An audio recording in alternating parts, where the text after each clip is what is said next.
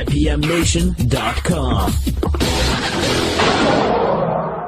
You're listening to Matt Connarton Unleashed. For more information about how to get access to the show live, all the social media information for the show, how to contact us, and where to find the full archive to access the program on demand, visit IPMNation.com/MCU. IPMNation.com/MCU.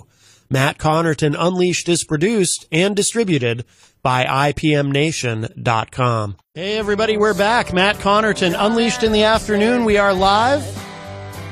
And make sure this works here. I think we've got him on the line. CJ, are you there? Oh. I am here. Oh, there we go. Okay, great. We have CJ Buck from Buck Knives joining us, and Mike Doyle is also here with me in the studio. Mike, if you have anything, feel free to sure. Jump in. But and of course, CJ Buck also you're part of, or Buck Knives is part of the American Knife and Tool Institute. Is that correct? Yes, we are. We're corporate members. Okay. And that's a pretty important organization, right, in terms of, looking out for the rights of, we always hear in the country, we talk about protecting the rights of gun users and whatnot, gun owners, but also, too, protecting the rights of people who use knives is pretty important, isn't it? Yeah, AKTI, American Knife and Tool, we created this, actually, Les Deasis of Benchmade Knives. And myself took on an issue in California in the mid-'90s, and following that struggle, we realized the industry needed a kind of a common voice. So in a really slow process, a slow amateur process, put an organization together that's evolved into a very effective industry group, and we've been able to go state by state and look at a lot of legislation that's very poorly worded. It's ambiguous. Mm-hmm. It's unclear. So we've been able to go in and eliminate the ambiguous terms like Bowie knives are illegal. Well, what's a Bowie knife? Nobody really knows what exactly a Bowie knife is. It's a silly descriptor. You want blade length? Let's write blade length. You want double edge? Let's write double edge. Anyway, so just going through and objectively clarifying language, it's been a lot of successes. Yeah, because, I know too, like switchblades, people talk about switchblades being illegal, but what is a switchblade and so forth. I mean, is this the case in a lot of states where there are laws that are sort of ambiguous or maybe just outdated or bad laws about knives? I mean, or I assume there's some states where this is not an issue. Yeah, like my company, my family's company, Buck Knives, we're here in Idaho, and Idaho basically doesn't have any knife laws. Okay. You can't hurt people with knives. That's basically the knife laws in Idaho, which is one of the reasons we're here. Right, that makes sense, yeah. So not all states have issues, but some have blade lengths that don't make any sense. Some have the way the wording is just doesn't make any sense. I could bore you with numerous stories of where a municipal law and a state law they sound almost the same, but they're different. So a knife could be legal in the state, but not legal in the city, and you wouldn't know about it unless you were a lawyer. The wording is so, you just got to be careful about this, and that's been because it's our world and our industry. We bring our expertise to both legislators and law enforcement to help them, because nobody wants to craft bad laws. They don't understand enough about the detail to know what wording they should choose. So we love to go in and partner, not adversarial at all, partner with law enforcement and legislators to craft the cleanest, clearest legislation possible. Yeah, well, you mentioned too, law enforcement and whatnot, and first responders. Obviously, in some instances, like EMTs, I know that they need to be able to use knives, like what someone might think is a switchblade or whatnot, but to cut somebody out of a situation if they're stuck in a vehicle after a bad traffic accident, for example. Yeah, one-handed, the ability. Well, let me back up just a bit. So there's fixed blades, knives that are just always open, they're fixed in place, and then there's folding knives. And folders that open and lock are very, very useful. A folding knife is safer to carry because if you fall on it by accident, it's closed up, so it can't hurt you, compared to a fixed blade, which is safer to use because it's never going to fold on you by mistake. Right. But if you fall off a ladder or you fall off a building and land on that knife, it could potentially push that knife into your leg. So there's benefits to carrying folding knives, and a lot of times these firemen, law enforcement, first responders, to access that knife with one hand is crucial. Yeah.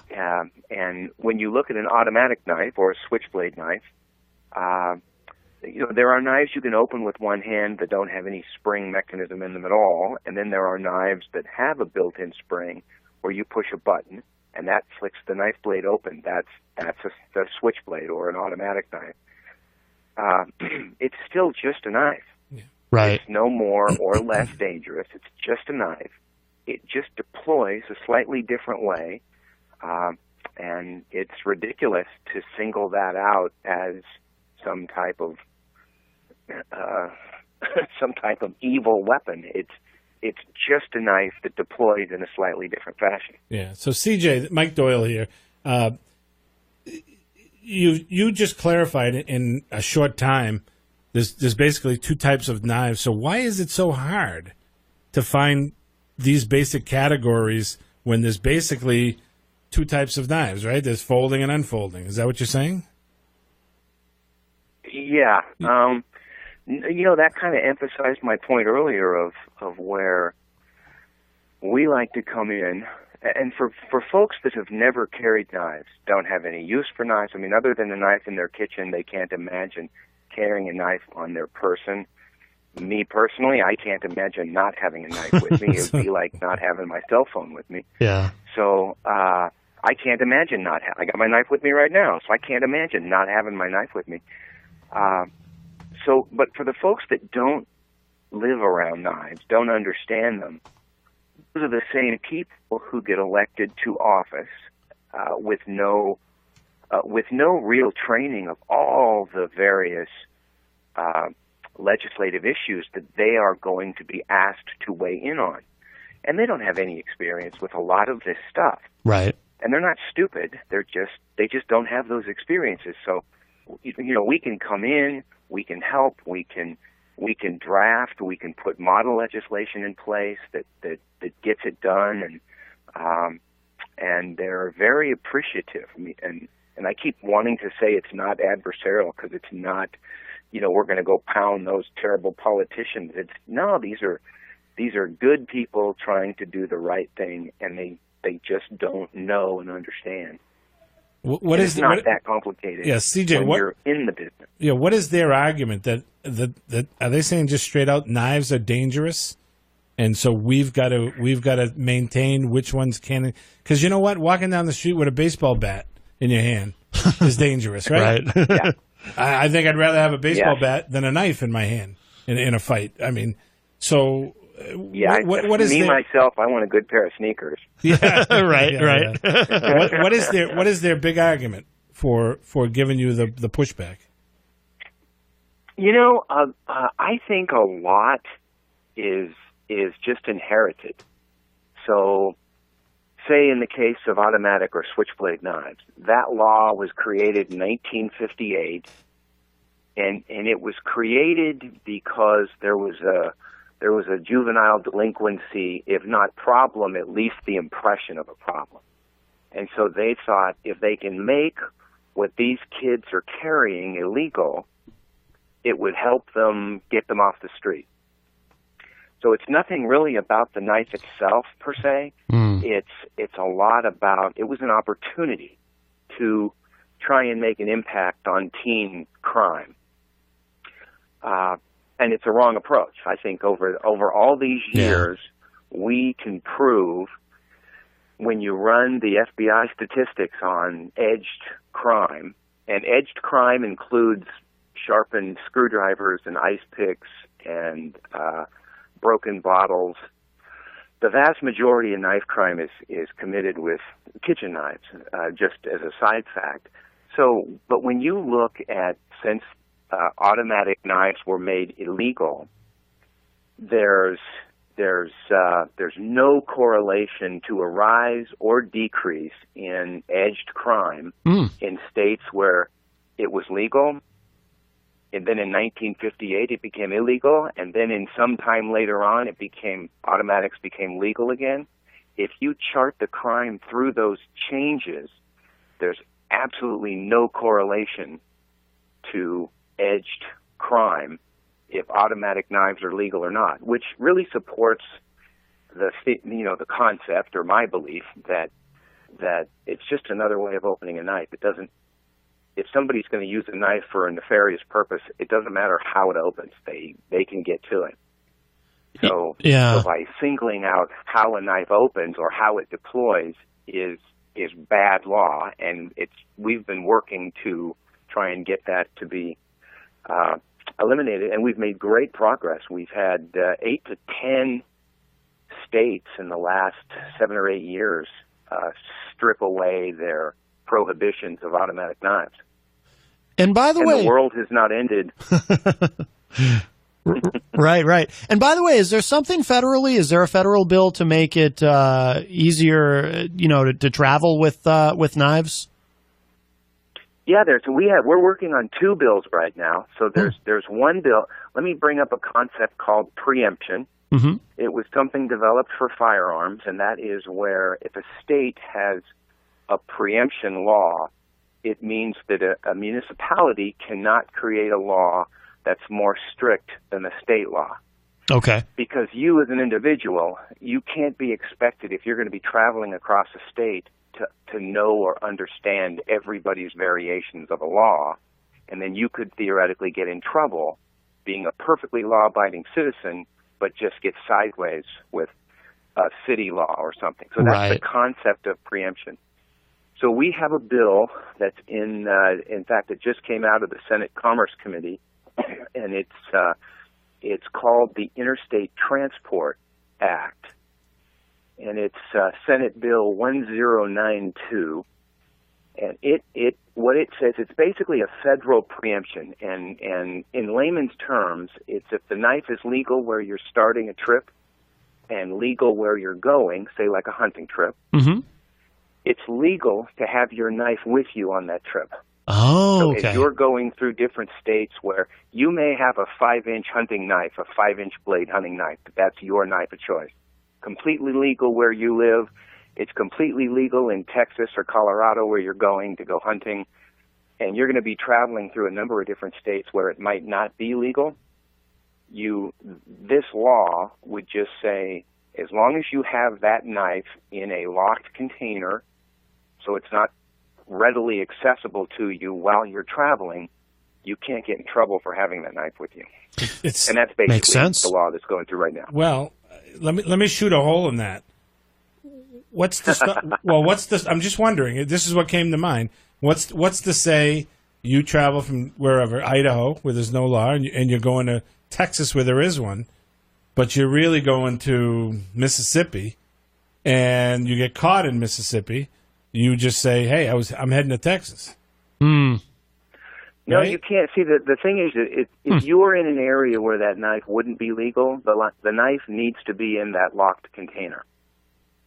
Okay. Whereas without this law, even if that knife would just be illegal to possess, no matter how you possessed it. So this way, if you've got your hunting stuff, so you got your guns in the back of the trunk, and you've got your knives that could be locked up with your guns, as long as it's in a locked container and not readily accessible, then you get pulled over for some odd reason. and they're searching your car and they find this stuff, that knife can't be a reason for you to get in trouble. Okay. I like that. Yeah, I like that a lot. I think that's excellent. I got another question, if you don't mind. Have you run with all this 3D gun information coming up? Oh wow! Have you run into that issue with 3D knives? That's a great question. That is a great question. You know, we make 3D knives here all the time because that's how we make prototypes. And they're plastic, and as a knife blade, they're utterly useless. Interesting. Yeah. So I don't think, I don't even know how useful these 3D printed guns are. It's just my own experience. I've wondered that. Yeah. They say they're going to be single shot. Real ones aren't that difficult to get. So yeah. I don't know that I would trust myself with a plastic one. Yeah. Right. No, that makes sense. But for knives, it's an utterly useless blade. Right. And as a stabbing instrument, there's lots of easier, better things you can get to use as a stabbing instrument if, as a weapon, that's kind of how we're talking. Yeah. Go back to the, you had one last question for me. You had that comment about the most used violent or knife is in the kitchen. Is that what you were saying? Oh, yes, sir. Yes. That's amazing. When they don't have specific studies because when someone gets in trouble for an edged crime, they don't state it out. So I don't have super accurate statistics, but what we do have is a lot of, I'm losing the word, but we have a lot of stories that say that over 80% of edged crime is kitchen knives. That's amazing. And a lot of it is domestic violence. Yeah. The spaghetti sauce wasn't thick enough. Right. I wanted my spaghetti sauce thicker. Yeah, that's really serious in some areas. Oh, yeah. No doubt. Wow, no, that's a great point. Well, CJ, we know your time is short. But what I'd like to do, not to put you on the spot, and I'll email you about this, but maybe we can make this kind of a regular thing, have you on every now and then to talk about, because obviously in terms of legislation, that's going to be an ongoing topic to discuss, and if you can keep us updated on that, that would be great. But and in the meantime, too, please tell us where to go for more information online about Buck Knives, obviously, and the American Knife and Tool Institute, and anything else that you want us to know. The website for Buck is just Buck Knives, BUCKKNIVES, www.buckknives.com. And then if you want to go on to akti.org, there's a lot of information on there having to do with legislative maps. There's a lot of updates on the laws that we're working on, progress that we've made. We have one thing on the AKTI website where it's a map of the United States, and you can click on a particular state, and there's a rough summary of knife laws in that state. Yeah, it's obviously not legal advice, but it just gives you a heads up. Of what's legal or illegal in that state. If there's a blade length limit or if there's different limits, then we've highlighted those things so that you can at least have a heads up of what you're getting into. There's also this online too. There's this Blade TV, which only members of the ACT are participating in, including Buck Knives, and there's a lot of really cool videos up on that too. I'll post a link to it in the Facebook live chat for everybody. But CJ, excellent. Yeah, absolutely, CJ. This has been really informative and interesting. Thank you so much for your time today, and I'll shoot you an email. My pleasure. And we'd love to have you back soon. And thank you so much. And we'll talk to you soon, I'm sure. All right. Thank you both. All right. Take care. Bye-bye. IPMNation.com.